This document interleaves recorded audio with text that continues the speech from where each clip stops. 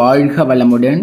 Mini black series டே 2 டே 1ல் பயங்கரமாக ஆதரவை கொடுத்துருந்தீங்க. ரொம்ப ரொம்ப சந்தோஷம். இன்றைக்கி வந்து பார்த்தீங்கன்னா அடை தோசை ஊற வச்சு சாப்பிட்ணுன்னு ஒரு ஆசை இருந்தது.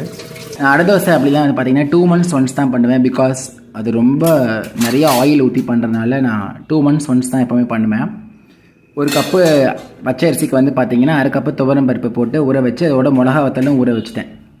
அவ்வளோதான். அது 3-4 hours ஊறதுக்குள்ளே நான் போய் குளிச்சுட்டு என் ஃபேஸ் மாஸ்கெல்லாம் கட்டிட்டு குளிச்சுட்டு சந்தியாவந்தனம் பண்ண போயிட்டேன்.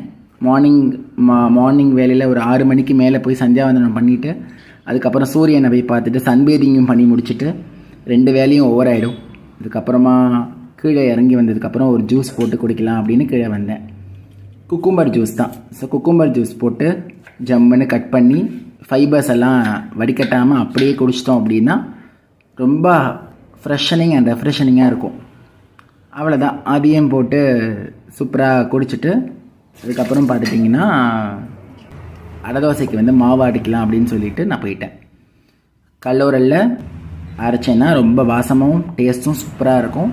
அதனால் கல்லூரலில் வச்சு ஒட்டை அரைச்சிட்டு வாஷ் பண்ணி இந்த இடத்தெல்லாம் க்ளீன் பண்ணி தொடச்சி வச்சுட்டேன்.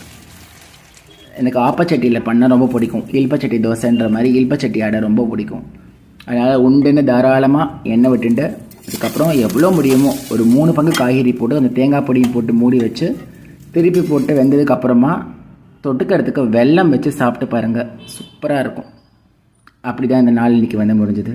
ஒரு ப்ரேயரை போட்டுட்டு சாப்பிட்டேன்.